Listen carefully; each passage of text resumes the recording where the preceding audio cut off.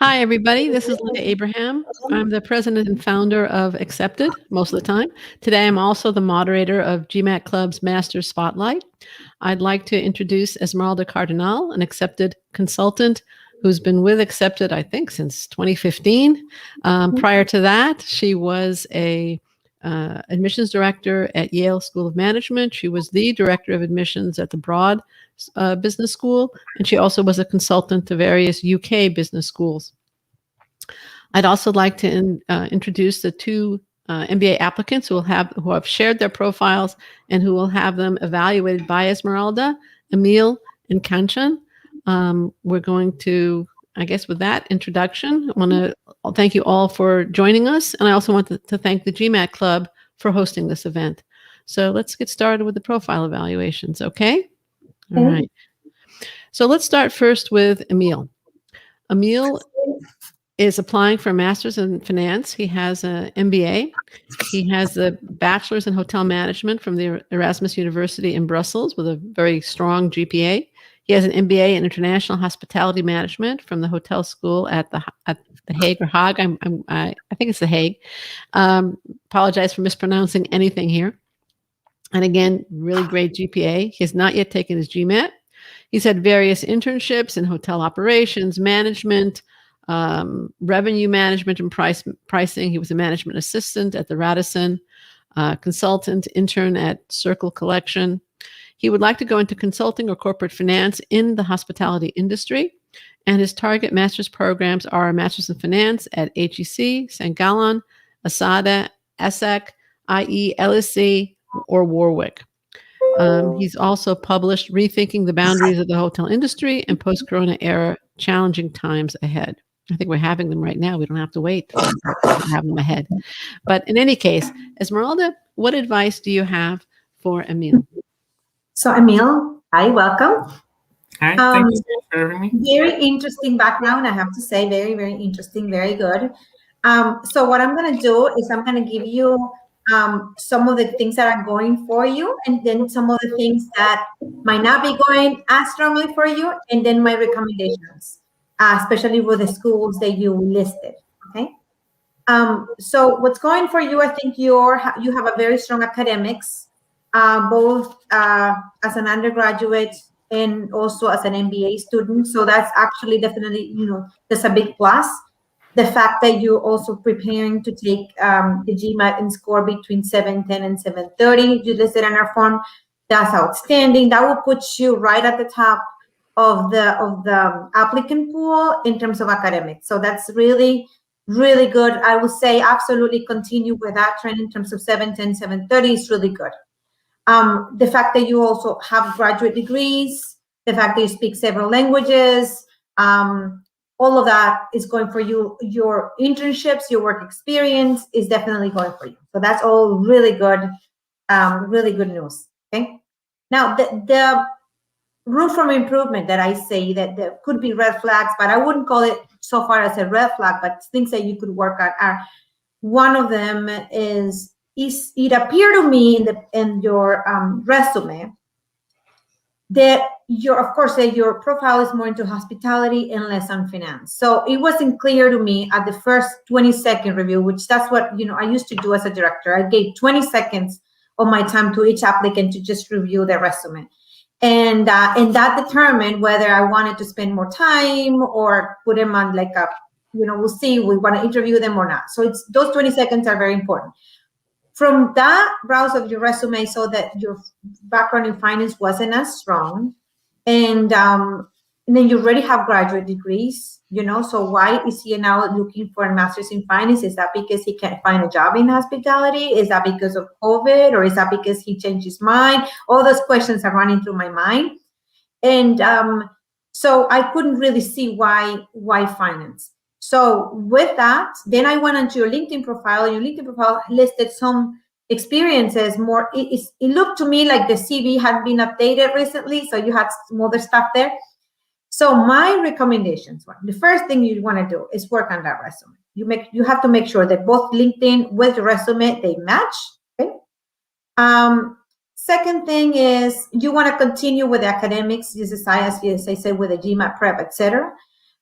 Now, tailor your resume to what you want to study, which will be the MSc in finance. Right now, this is a perfect resume for somebody looking for hospitality only. So what I mean by tailoring it, I would say make sure to emphasize all the finance things that you've done, all the finance experience you've done within hospitality. Okay, so they see that you have done it. Like I had to really read through. Like by the third time I read through and I go, oh, he has some finance experience. See, but you won't have that luxury with the admissions committee, that they will not be able to read 3 times. So I would say you want to emphasize that. And also your essays would need to explain the switch. Why were you going to that one direction and then sounds like you're switching?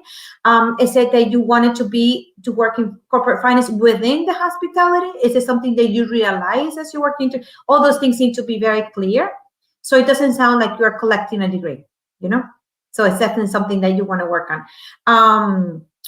Your goals have to be very specific, and if they are linked within hospitality, which it sounds now from your profile that they are, even better. Okay, so don't go into financial institutions or whatever, but within the hospitality, then now it sounds better. It sounds like you are specializing in the time, which is you gain.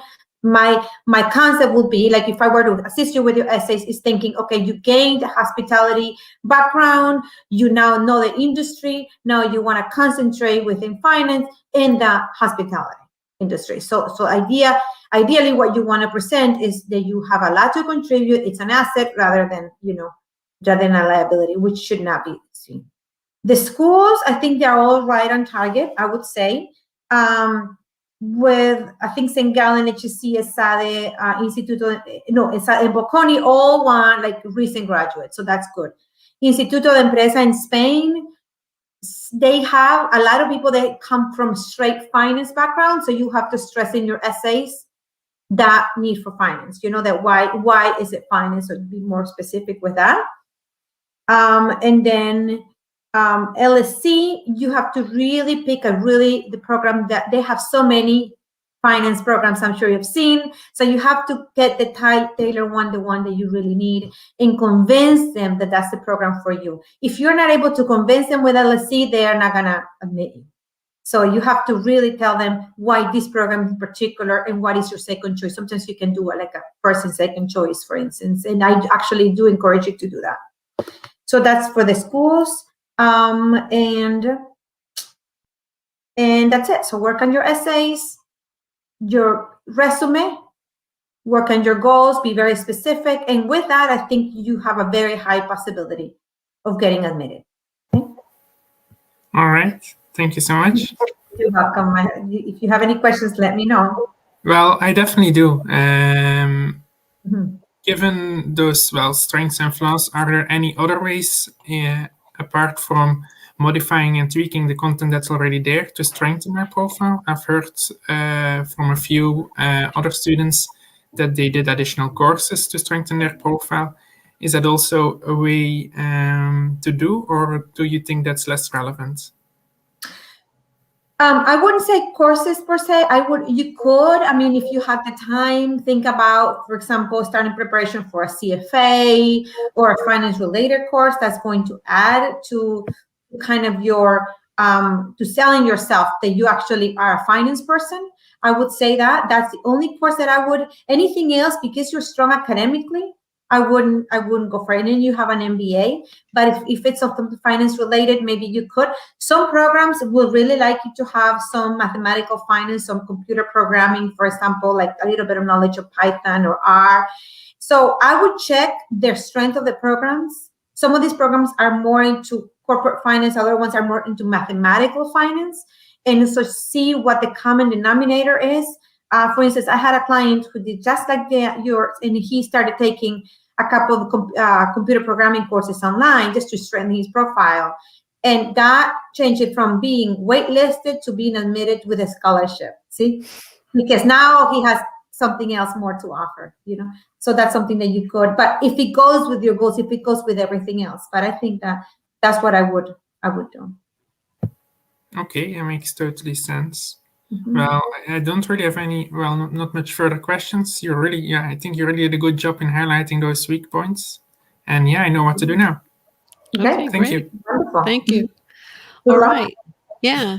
And I also noticed I have Emil's LinkedIn profile up on the screen.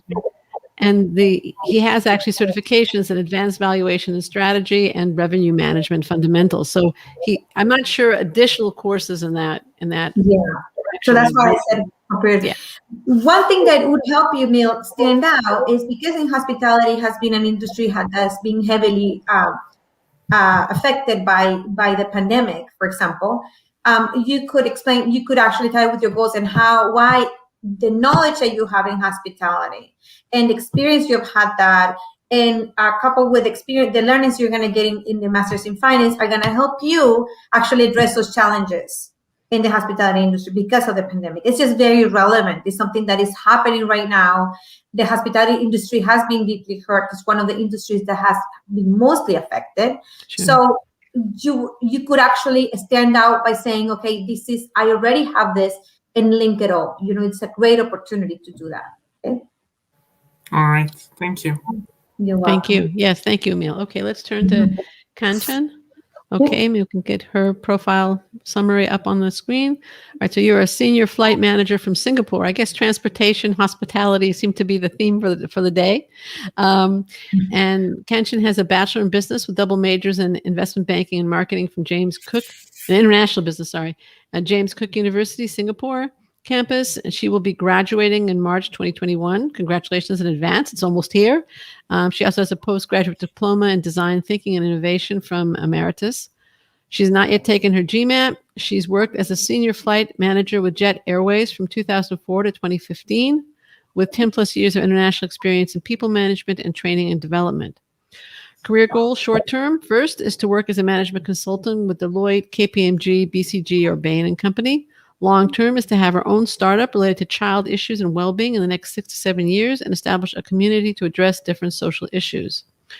Her target programs are Masters in Global Business and Sustainability or Innovation, Driven Entrepreneurship, or an MBA with a specialization in the same categories as the Master's programs.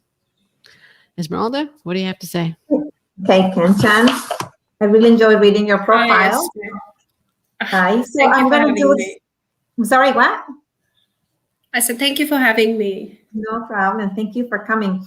Thank you. As we did with Emil, we're going to go with the pluses or the assets that you have, the great things to add in the application, then the room for improvements, and then I'm going to give you some recommendations and address some of the questions that you posed, okay, on the form. So I think that the positives that I see, obviously, is the GPA that you have from that diploma that you were currently pursuing. That's really good. And the fact that you have that diploma, so that brings something else, that you have to offer to the programs. And the fact that you already have, is it about 11 years of work experience, correct? Work experience. Yes, less than 11, yeah. Yeah. Okay, so they would be kind of, you are definitely considered like a non-traditional applicant in this sense, okay? The room for improvements that I saw that the some concerns that I saw were your GPA and undergraduate didn't see it as high, your goals and career aspirations, that for me that was a question mark that I want to address. If you were coming to me for help with the admissions, that would be the one thing that I would be talking with you, just because from the resume that you presented in your LinkedIn profile, I don't see the relevance from one to the other. But unless there is extracurricular work that you have done, okay? I'm going to go more into detail about that. Your resume needs some work in terms of, it gives me a lot of information on the roles that you had, what you did, but doesn't give me a lot of information on what you accomplished. So I would, if you were working with me, I will be helping you in transforming those bullets into quantifiable accomplishments. How, for example, customer satisfaction, how it grew over the years that you were there. How many people you assisted, how many people anything that you can quantify, that you improved, your work, it should be there. So the recommendations that I have for you. So one of them is, really consider your goals need to show some relevance. The same way you would if you were looking for a job right now, you would go to, it would be very hard to get into a consulting company, for instance, with experience, especially if you want consulting that is completely unrelated to what you've done. It would be hard, if after the MBA, just because the career services office will need to help you sell yourself with the things that you already have. So my advice would be consider revisiting your goals, that area, and see if your career aspirations align with what you've done before and how you could use that great experience that you have after, to the benefit of after the MBA. So, for instance, you could say that your short-term goal could be get a more of a management position in an aviation company, or in a transportation company. It doesn't have to be, flex. And then long-term, maybe to move to a consulting role, for instance. So you still be doing consulting, but kind of make it in a way that what you've done is really going to be an asset, to that. Your essays should be just very clear, should be convincing, should be say, why is she going from a bachelor's and a diploma right into the MBA? Why not work some years, for instance? See? You have to be very specific. And so those things that you need to address, well, you already worked 11 years before, but so that experience needs to come for something. And that's why you're going to use that. So link their past experience with your studies and how the MBA is crucial to achieve your goals, and your goals need to be relevant. Again, if you have done something extracurricular that I don't know about, then it would make sense to do consulting, sustainability, etc. But if you have not, then you need to really rethink your story. It's still integrated, but in a way that makes sense with what you've done. Am I explaining myself to you? Esme, yeah, it's much clearer to me now. Okay. So yeah, maybe when you're done, I'll just ask you a couple of questions. Okay, and then I would say work hard on your GMAT or GRE, especially if the schools that you're applying to requested, because that should compensate the GPA. The undergraduate GPA is going to be weighed heavier than your diploma. So they will be looking at that. So even though it's wonderful that you have your diploma's GPA, they're going to be looking at that as well. So just make sure that your GMAT also gives proof that you are ready and able to do the MBA. So try to achieve that, kind of have something good with that. Within the average or above the average of the schools are looking for. Now, to address some of the questions that you had, you say something like, will my age be a disadvantage? Well, I would say they would probably put you like in the non-traditional category, which is, it's good. I'm sorry, my phone is so it is. The other thing is, you can use your age, you can use your experience to your benefit. So, I mean, some people use it as a liability, and that's the wrong thing to do. In your case, you have a lot to offer because of that experience that you had, because you have led teams, because you have been really good in customer service. You had all of that to contribute to the program. So use it as your advantage. So yes, it should be an advantage, but it's the way you address it, okay? So that would be, and use it as a non-traditional, then you're going to be standing out from the crowd from all the traditional ones. Okay. The industry switch, you said, would that be a concern? It would be. It would be if you go from this to that switch, unless you provide some relevance. As I said, I can help you offline afterwards if you want, in terms of how to get to your goals in a way that makes sense. We could always explore that. Okay. And in terms of the gaps, you say you had 3-year gap. What do you do with those? It's fine. You can always explain that. The problem is when you don't explain that and you leave the admissions committee wondering what happened. They're going to just suspect the worst. They're going to assume the worst. So you want to explain anything that needs explanation. That's what the optional essay, most schools have that. That's what the optional essay is for. For schools that don't have the optional essay, you could always use like the last paragraph of your SOP or some sort of additional information section that they have to provide an explanation of what happened there. Okay. So those are the notes I had for you, Kenshin, but now you're free to ask me any questions if I didn't cover them.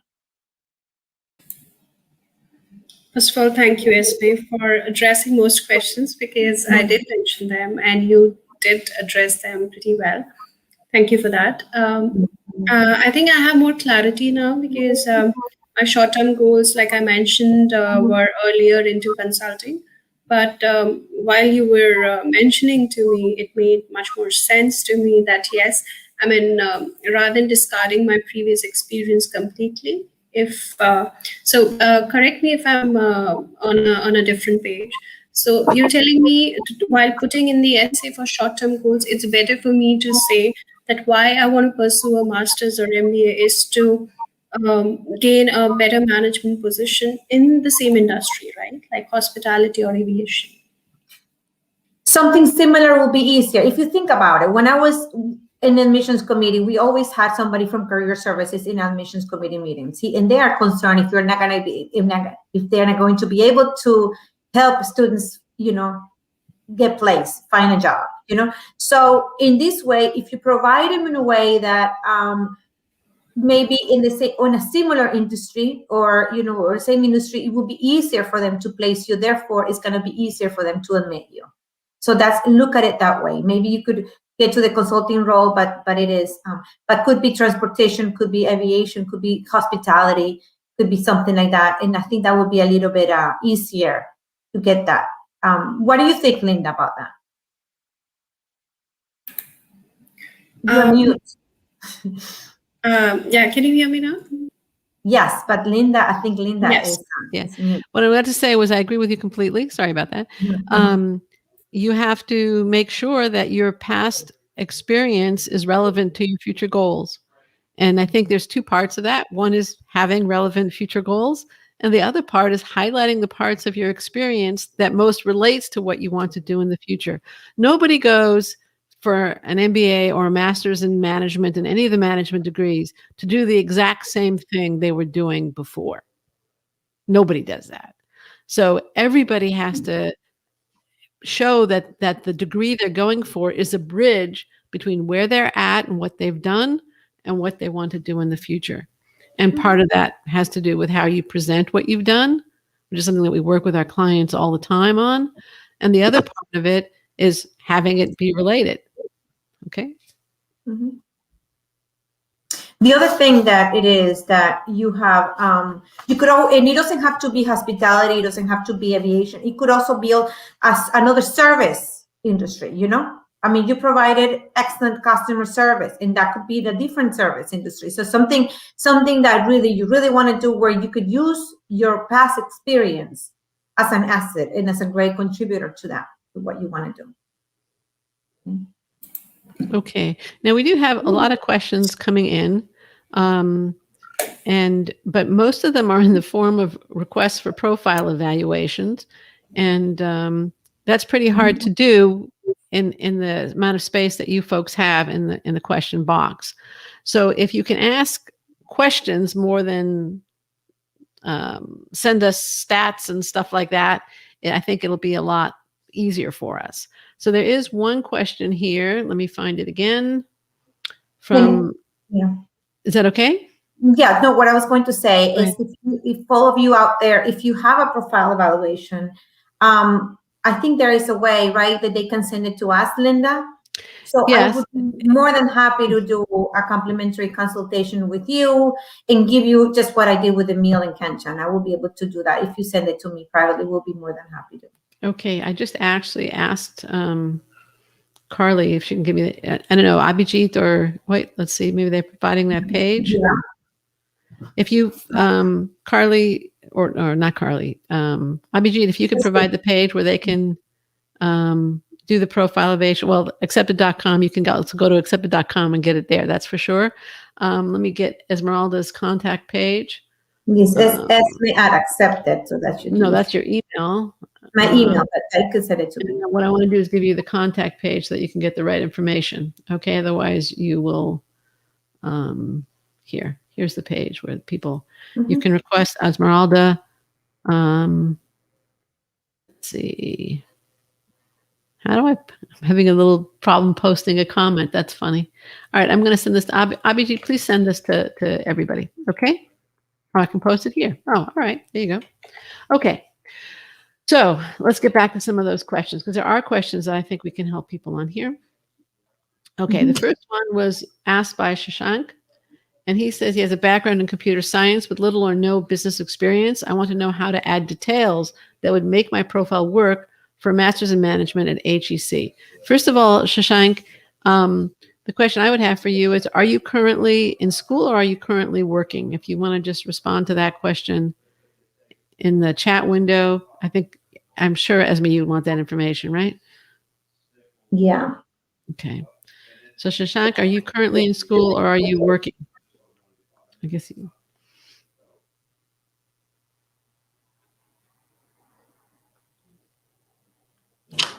Again, the question is, how can he wants to know how to add details that would make my profile work for a master's in management at HEC. Okay. I am So currently that's in my third year of college, so he doesn't have full-time work experience. Okay.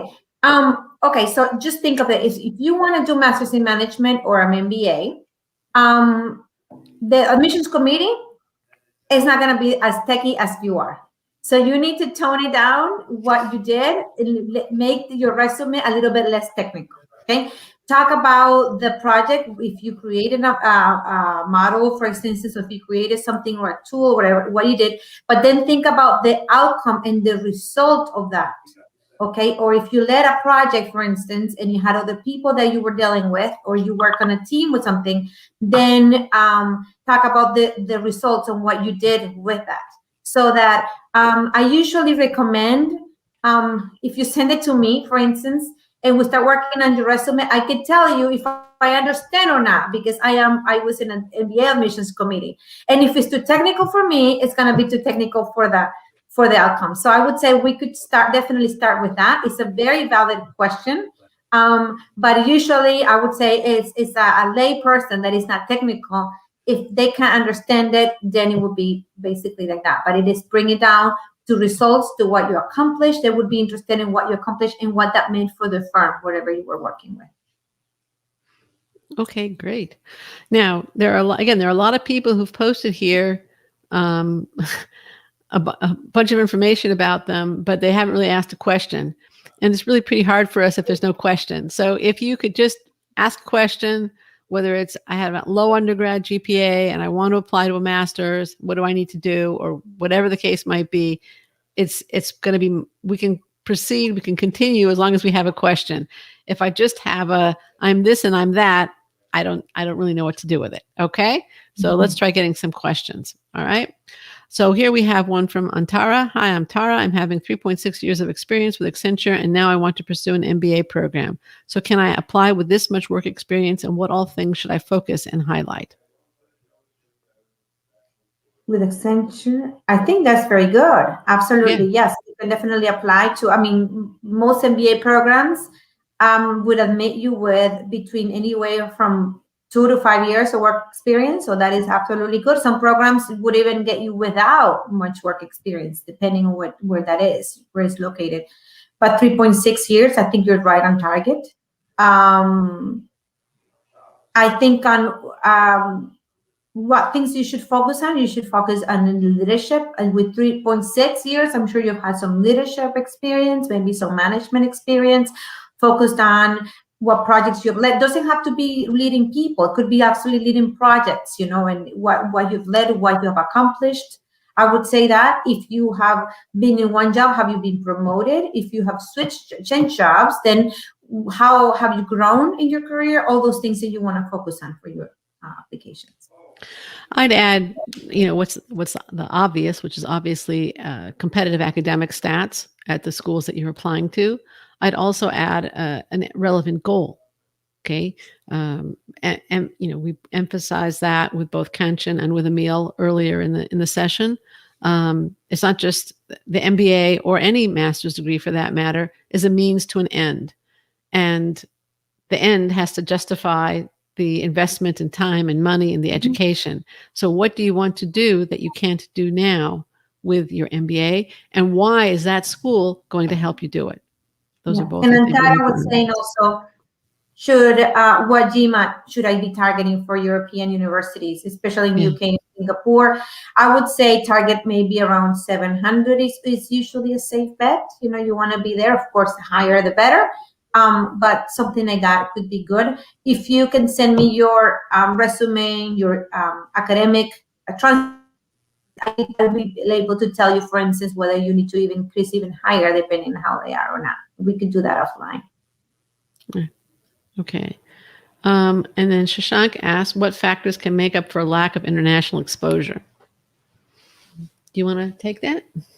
What factors? That's a great question, Shashank. I would say if you have been, it doesn't have to be professional international experience. It could be personal. It could be a lot of traveling. It could be like I had a client, for instance, that all his time he worked in the same country, but he took 11 months to travel, across Europe, for instance. That was completely personal. So we talked about that in the essays. It could be also if you have worked with teams that have been based in other countries. For instance, I had another client, for instance, from Saudi Arabia, who worked with a team in Australia, a team in Canada, and a team, I think, in Spain for that. So he never traveled anywhere because this was all during COVID, but he had to work through time zones and through in culture, in how his emails had to be drafted differently for the people in Japan and people in Australia, etc. So that would make up for the international exposure. Because he did have some international exposure, even though he never left his front door, So there are different ways where you have had where you contact people from other country or countries, etc. That could actually definitely make up for that. I also hope that the listeners are tuning into something that we haven't actually said. Again, I'm looking at the chat comments. It's all about numbers. I have a 3-point this, I have X years, I have this. It's also there's a qualitative aspect to all of this. Okay. It's not just how many years you've done something or that you've done X. It was how well did you do X? Okay. What about diversity of experience, even if you didn't leave your front door, or exposure? What's about an appropriate goal? Did you have the promotions? Did you have the impact? Did you have the leadership? Those are not as concrete as numbers. The numbers count. Don't misunderstand me. But I think Einstein once said, not everything that you can count matters, and not everything that matters you can count. So there's a lot of stuff here that matters a lot and has nothing to do with numbers. Nothing to do. I just had a client, and I think I told Linda that his GPA was okay, and his GMAT was actually definitely below. And he just got invited to interview at Harvard Business School. And I remember Linda asked me, so what happened? Stats are actually lower. But how he started his own company. So, okay, a lot of people start their own company. But how he did things and how he told his story is actually what got him invited to interview. So it's something like what she was saying. That is very important because he basically didn't have the stats to get invited, but how he went about and do things, that's what got him invited. So it's something that to keep in mind. There's Satyam asked, I have 6 months experience in my family business. Would that be considered as part of my work experience? The answer is, of course it would be considered. But what's really going to count is not whether it's considered. It's what did you accomplish? How did the business grow? What's the story? What did you do before? What did you do after? What did you do in addition? Because your competition will have all that other stuff. Mm-hmm. Again, the 6 months, it's nice. You can put your finger on it. It's very concrete. But the other stuff is really what's going to make the difference. Okay, and Abhijit had just posted something else when I started talking about Satyam. Okay, here we go. Aditya wrote, hi, my name is Aditya, and I have around 2 years of work experience. I have a very low GPA, but from a top 5 engineering college and a 700 GMAT. I'm stuck between a master's in management and an MBA. Okay. The 2 years of work experience, I really like to see your resume, Aditya, to let you know, because this is a very common question and it's a very valid one. The MIM is perfect for people that have 0 work experience. 2 will be the maximum because these are entry-level positions after that, So if your 2 years of work experience were very meaningful, where you had some leadership and you led some projects and you did something like that, then I would say maybe the MBA would be better for you. If your 2 years of work experience were in an entry-level position, let's say you were administrative assistant or you were, a research assistant or things like that, then probably the MIM will be for you. So it's hard to know without much information. So again, send us your resume. Send me your resume, and I'll be able to tell you which one to apply, because you don't want to be applying to one and not by mistake, to the one that doesn't is not for you. Right. Now, there's also a post here from RS. I have 9 years of entrepreneurship experience, undergrad, Bachelor of Pharmacy, a 6.5 GPA from an Indian university, a 760 GMAT. Congrats on that GMAT. I'm worrying about too much experience and low GPA. However, age is 32. Mm-hmm. Okay, definitely the 760 can compensate a little bit the low GPA. You still need to explain what happened. 9 years, I would say it is kind of at the top of the range for a full-time MBA. I would apply this year and nothing later. I would apply definitely. The fact that you have an entrepreneurship experience, then it makes it a little bit easier to understand why you wouldn't pursue an MBA sooner, but I would still explain that. And then your essays would need to be very important in terms of telling your story, in terms of, are you overqualified for these type of programs or not? Would you be better at a executive MBA program instead? Or Sloan Fellows. Yeah, or like for instance, I believe that Chicago has an MBA for executives in London. MIT, London, and Stanford have the Sloan Fellows. Mm-hmm. Yes, yeah. So it's something that it depends on how. Usually, executive MBA programs are for candidates that have 8 years or more. So you are in that threshold that you might be considered overqualified. At the same time, executive MBA programs would be more forgiving in terms of the GPA, and they would love your GMAT, by the way. But so it's something that you could determine. If you want to go for a full-time, I would definitely explain to schools why you think a full-time makes more sense than executive. Right. Mm-hmm. I'm sorry for interrupting, Esme. The mention I mentioned the Sloan Fellows is they are actually full-time 1-year programs that are geared towards people with usually 10 years or more of work experience, sometimes that's 8 years or more. Mm-hmm. So that's another option for the more experienced applicant. Mm-hmm. Yeah. And again, it's London, MIT, and then Stanford has the MSX program, which used to be a Sloan Fellows program. Yeah. But those you have options is the bottom line here. Mm-hmm. Okay, let's see if we have any other questions.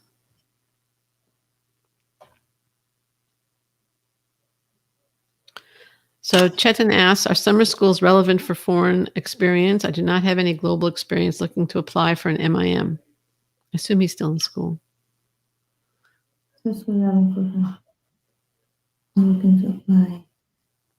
Yes, any experience it's important. Any experience, all internships are important. Absolutely. For the MIM, most people that apply to it, they might have 1 year, they might have 2 at the most.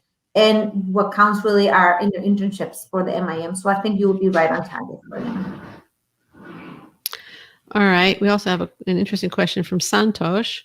Hi, I have a BTech from top school from India, IIT, with an 8.7 cumulative GPA. Fantastic. I currently have 1.5 years work experience in US-based hedge fund in Indian office. Should I be applying for an MBA or an MS? MS in what? Finance? Mm-hmm. Yeah. Anyway. It depends on what you want. You want to answer that one? Are you talking about an MS in finance? Or I guess you can, why don't you just say who should go for the MS in finance and who should go for the MBA? I mean, with a 1.5 years of work experience, I'm assuming that what you want is a master's in finance. Like I have a lot of clients that go into that route, Yeah, he confirmed that. Masters in finance are less. Yes, there you go. I would do that. I would do finance because I think you would be better suited for that. I think for the MBA, they might desire for you waiting maybe at least another year. But I think you are target audience for the masters in finance, and it will give you that. You could always do an MBA later. I mean, I had a client who did the masters in the financial engineer in Columbia, and then 3 years down the road, then he went for the MBA. That would be even more competitive. But I would definitely do an MS in finance. Okay. The other thing you might want to think about, Santosh, is do you want to potentially have to do 2 degrees? Do you want to dive deep into finance and basically stay in a more technical role? Or do you see yourself moving into more of a general management position? Do you want both educations? In other words, this kind of deep dive into finance combined later with perhaps an MBA? Or do you see yourself, or would you prefer to do 1 degree, 1 additional degree and choose between the 2? In which case, I would recommend waiting. I would not go for the MBA now. I would just wait till you get more experience. That would be the only thing I would add there. Let's see what else we have. Yes, RS 9 years of work experience is on the high end for full-time MBA. And it could, depending upon the realism of your goals, it could reduce your chances of acceptance. Let's see. Now, wait, I just saw a question disappear. Oh, there it is. Okay. Yeah. Psycho. Right. Ask how research papers and international publications can add value to MBA application with low GPA. I think that they're good. I think it is. You definitely should try to bring a good GRE or GMAT. Of course, the research papers. What you would demonstrate is your ability to write, your critical thinking. So I think that's obviously very good. But it should not be just that. It should be if you have a low GPA, especially if you have a very low GPA, then you should consider. Definitely the test score, but also depending on what classes you did low. So this would compensate, for example, any of the classes, the literature classes or anything that you might have poorly on. But I am not really sure, unless the papers were very analytical with a lot of, quantitative analysis there.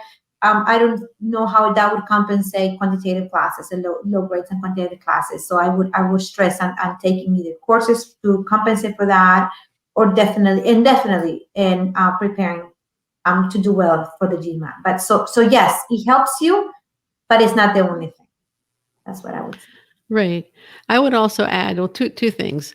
I did a whole podcast devoted to mitigating the impact of a low GPA, and you can find it at accepted.com/137. Again, that's accepted.com/137. Basically, it boils down to you want to present other evidence of academic ability, basically saying that the point would be that your undergrad GPA doesn't really reflect your academic ability for whatever reason.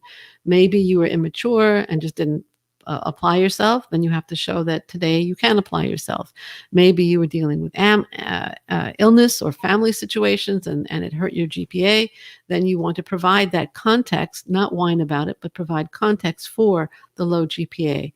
But the real thing you have to do is show that you really can do the work. Now, the higher GMAT that Esme was talking about is one piece of evidence. Taking courses, earning A's in them is another piece of evidence.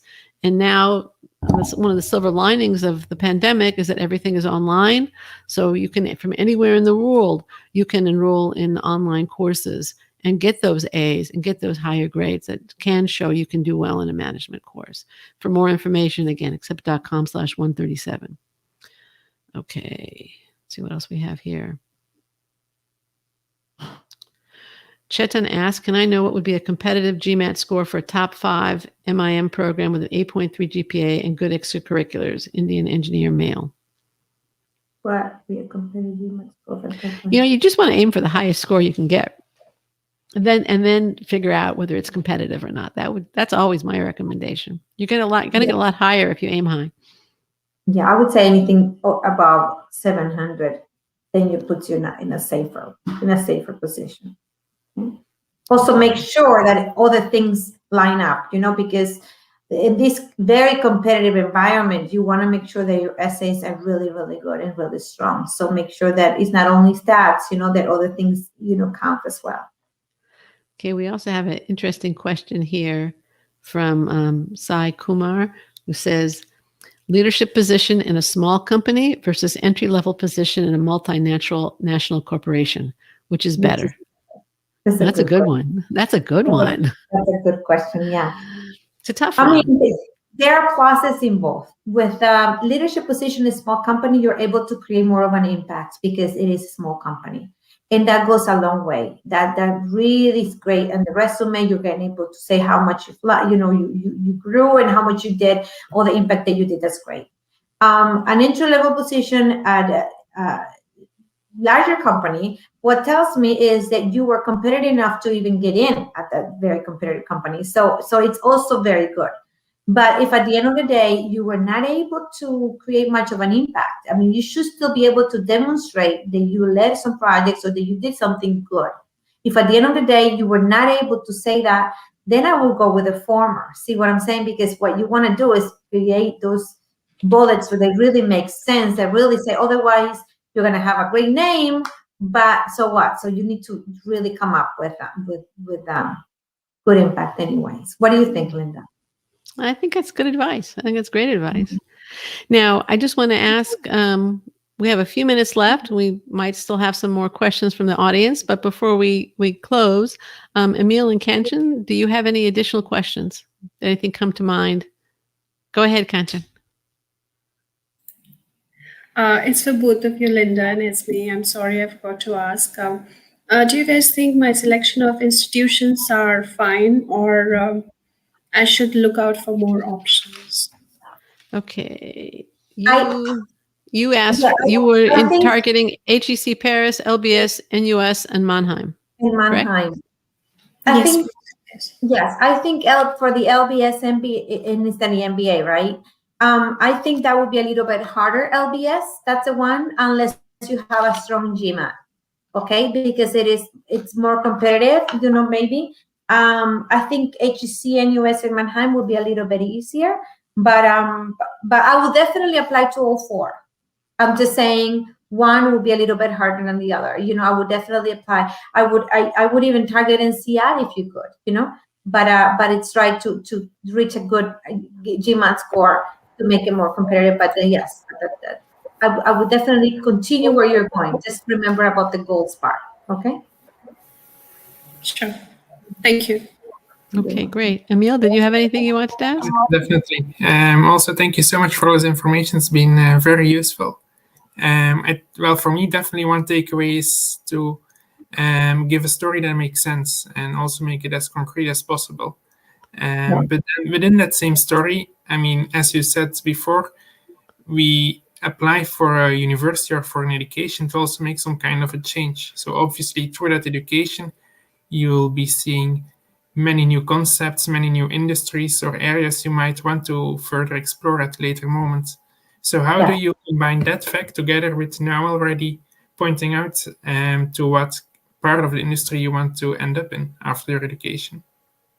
It's a great question. What you can say is always that, remember, it's a combination of what you bring in, what you discover through your internships, and then what you need. Of course, if you don't need finance because you have it all together, then you will need this degree, But the idea is saying, okay, through my work experience or my learnings in hospitality and my internships, I learned that these are the gaps, these are what needed in the industry.